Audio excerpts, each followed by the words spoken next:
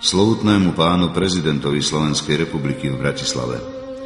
V najväčšej núdzi svojho srdca obraciame sa my, podpísaní rabíni židovských náboženských obcí na Slovensku, na vás, pán prezident, ako na kňaza a služobníka Božieho, na vás, pán prezident, ako na najvyššieho sudcu a zákonodárcu v tomto štáte.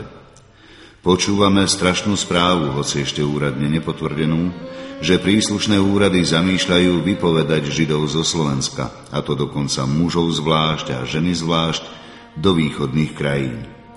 Toto opatrenie možno v zákone nazvať hodzakým menom a odôvodniť hodzakými pohnútkami. Ostáva skutkom, že podľa daných okolností znamená fyzické zničenie Židov na Slovensku. Vo svojom zúfalstve dovolávame sa vás, pán prezident republiky, ako najvyššieho sudcu v štáte, plne presvedčený, že uznávate ešte vyššieho sudcu nad sebou. Ako služobníci Boží prosíme vás pokorne, v najhlbšej núdzi, dožičte sluchu hlasu Božiemu a pomôžte nám v našom najväčšom nešťastí. Aj takéto slová adresovali začiatkom marca roku 1942 slovenskí Židia vtedajšiemu prezidentovi Jozefovi Tisovi.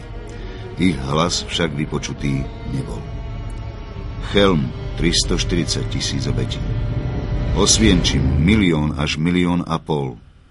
Majdanek 78 až 360 000. Belžec 436 000 ľudských životov.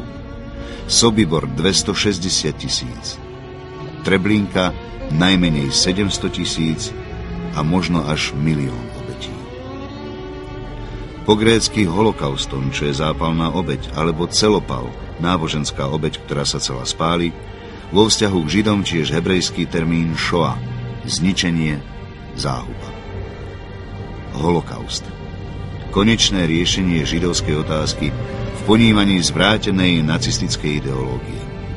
Neobyšiel ani Bardejov a bardejovských Židov. Prvý transport zo Slovenska odišiel z Popradu v marci 1942, necelá 1000 žien a dievčat. 14. mája však už zhromažďujú aj Židov z mesta a okolia v synagóge, v hoteli Republika, na štadióne a na ďalších rôznych miestach. Berú už celé rodiny, napríklad zborov ostáva prakticky bez jediného Žida. A 16. mája 1942 ich asi 2500 natlačených v uzavretých vagónoch ide cez Kysak na Žilinu, Skalité Zvardoň, na Lečov do Konskovoli v ústrety istej smrti. Tu ešte budujú cesty, trate a stavajú tábory. Na jeseň väčšinu z nich pri Konskovoli postrieľajú a zvyšných posielajú do Sobiboru alebo Chelmu. Smrť, krematórium, popol rozsypať. Druhý transport 17. mája. Tá istá trasa, asi 1500 Židov, z nich asi 450 dostáva v Žiline a čaká na transport do 23. mája.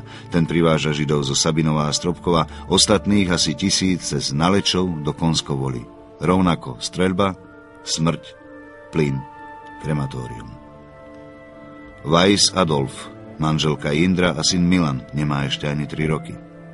Rabinovič Herman, manželka Hany, syn Mikuláša, céry Magda, Marta, Alica.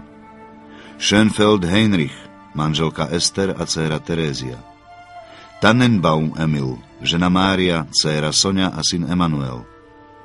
Altman Aladár, Altmanová Ester, Altmanová Frida, Helena, Lenka a stovky ďalších a ďalších a ďalších a ďalších.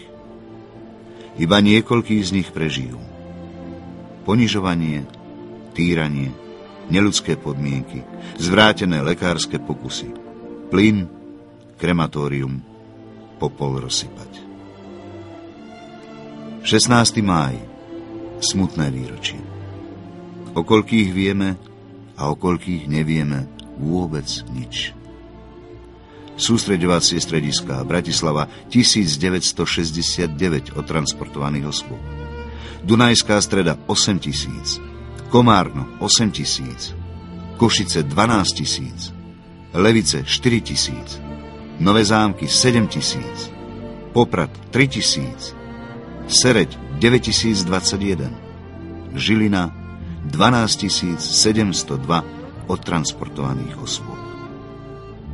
Zo Slovenska bolo deportovaných 65 692 osôb. Podľa údajov repatriačných úradov sa z nich v roku 1945 vrátilo 348.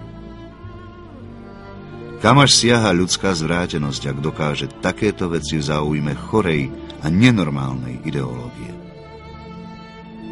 Keď si v sobotu budete vychutnávať voľný víkendový deň, venujte tichú spomienku tým, ktorí pred 67 rokmi hľadeli cez úzke zamrežované okienko do Byčiaku na vzdialujúcu sa Bardejovskú železničnú stanicu.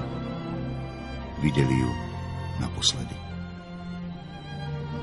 Podľa dostupných údajov vyhladzovacie tábory prežilo iba niečo vyše 8 000 väzňov.